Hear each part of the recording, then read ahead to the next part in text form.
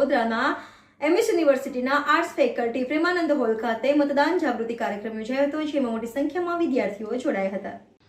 વડોદરાના MS યુનિવર્સિટીની arts ફેકલ્ટીના Premanand hall ખાતે મતદાન જાગૃતિ કાર્યક્રમ યોજાયો। મતદાન જાગૃતિ અભિયાનમાં કાર્યક્રમમાં યુનિવર્સિટી વિદ્યાર્થીઓ મોટી સંખ્યામાં જોડાયા હતા। લોકસભાની ચૂંટણીને લઈને યુનિવર્સિટી ખાતે 29 ફેબ્રુઆરીથી તારીખ 9 માર્ચ સુધી મતદાર જાગૃતિ વડોદરા MS યુનિવર્સિટીની આર્ટ્સ ફેકલ્ટીના પ્રેમાનંદ હોલ ખાતે મતદાન જાગૃતિ કાર્યક્રમોનું આયોજન કરવામાં આવ્યું। ફેકલ્ટી ઓફ આર્ટ્સના સહયોગથી ટીમ સ્વીપ વડોદરા, વડોદરાની મહારાજા સયાજીરાવ યુનિવર્સિટી અને યુવા જનસભાના સંયુક્ત ઉપક્રમે મતદાન જાગૃતિ અભિયાન શરૂ કરવામાં આવ્યું।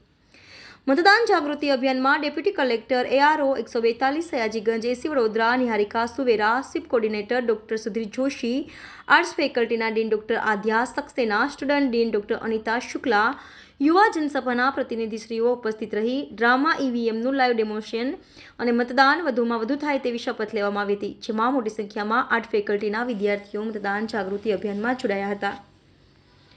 Reporter Rahul Rajput, YNN news Vadodara.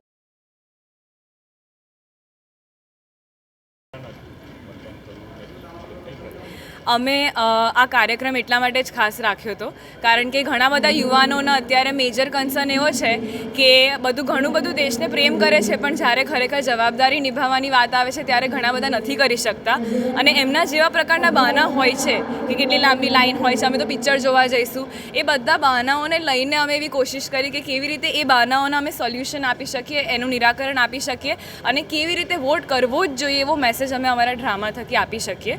એટલે આ ડ્રામા કરતાં અમે પણ ઘણું બધું શીખ્યા છે। એકચ્યુઅલી અમારામાંથી ઘણા મિત્રો એવા છે જે લોકો પહેલાં વોટ નહોતા કરતા અને અત્યાર સુધી નહોતા કરતા, પણ આ ડ્રામાને કારણે એમને પણ એવું થયું કે હવેથી અમે વોટ કરીશું।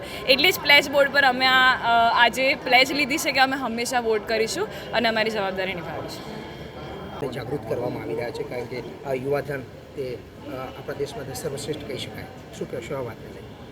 હું મદદનીશ મતદાર નોંધણી અધિકારી 20 વડોદરા સંસદીય વિસ્તાર।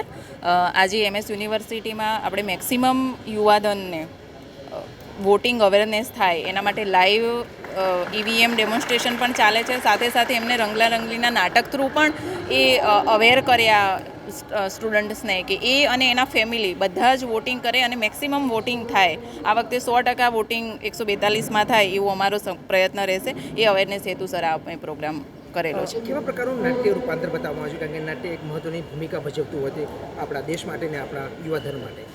નાટ્યમાં દરેક વસ્તુઓ ઇન્ક્લુડિંગ કરાવી લેવામાં આવી છે કે ઘણીવાર એવું અપંગ છે તો એવું વિચારતા હોય છે કે ત્યાં અમને દરેક ફેસિલિટી પ્રોવાઈડેડ નહીં થતી હોય, એ હેતુસર અમે વોટિંગ કરવા નહીં જઈએ, પણ અત્યારે અમે દરેક ફેસિલિટી વ્હીલચેરથી લઈને રેમ્પ છે એ દરેક વસ્તુ એન્શ્યોર કરવામાં આવે છે।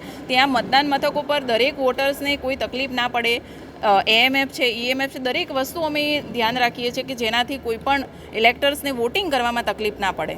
ચોક્કસથી, ખૂબ સરસ। Subscribe now and press the bell icon. Never miss an update.